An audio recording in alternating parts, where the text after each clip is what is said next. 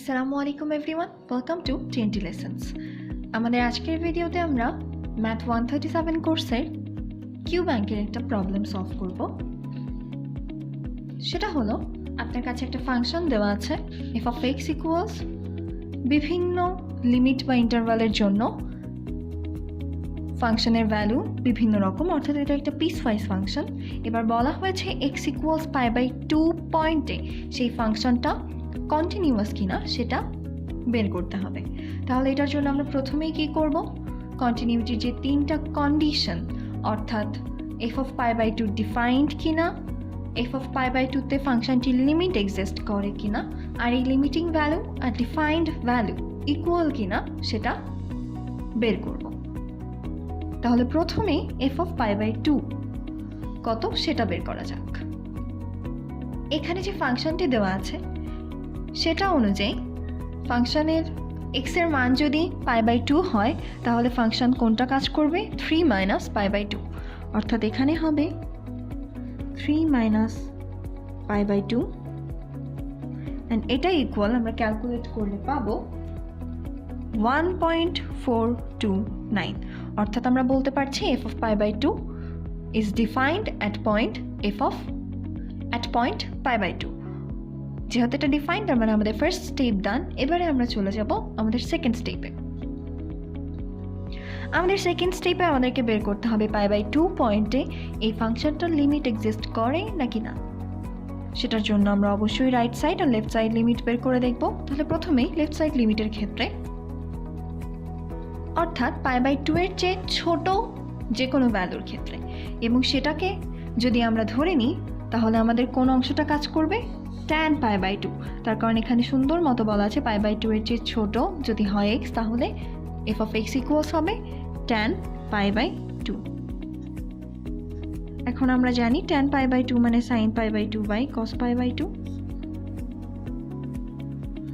sin π/2 equals 1, cos π/2 equals 0, অর্থাৎ এটা একটা আনডিফাইন্ড ফর্ম।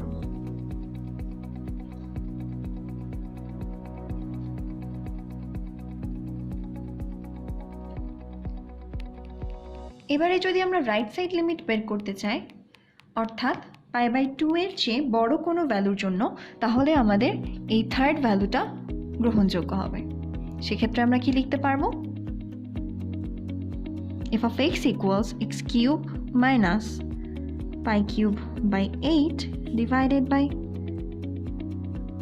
x minus π/2। এবং আমরা যদি খেয়াল করি তাহলে আমরা দেখব যে এটা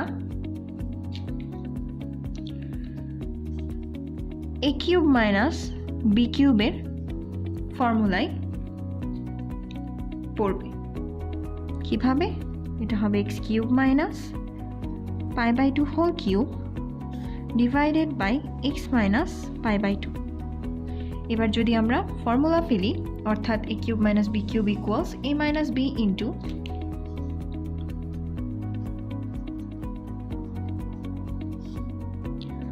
a square plus ab plus b square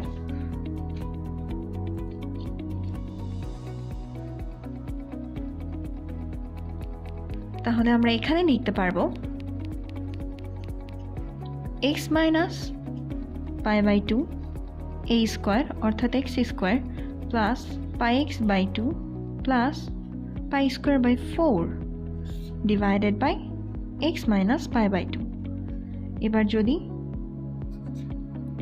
x minus π/2 x minus π/2 কেটে চলে যায় তাহলে আমাদের জন্য থাকছে x square plus πx/2 plus π²/4। এবার x এর ভ্যালু যদি আমি π²/4 বসে দিই, তার কারণ x স্কোয়ার আছে, অর্থাৎ π/2 হোল স্কোয়ার হলে π²/4 হবে, এবং এখানে π²/4 প্লাস π²/4, তাহলে আমরা বলতে পারছি এখানে 3/4 π², যার ভ্যালু 7.40 কাছাকাছি। তাহলে এখন দেখুন আপনাদের রাইট সাইড লিমিট আর লেফট সাইড লিমিটের ভ্যালু কি সমান না। যেহেতু এরা সমান না, তার মানে আমি কি বলতে পারবো, লিমিট এক্সিস্ট করে না। limit does not exist. Limit যদি এক্সিস্ট না করে তাহলে আমাদের সেকেন্ড স্টেপে ইটস আ বিগ নো। তার মানে আমাদের থার্ড স্টেপ আর জাস্টিফাই বা ক্ল্যারিফাই করার প্রয়োজন নেই। আমরা এখানেই বলে দিতে পারি যে দিস ফাংশন ইজ নট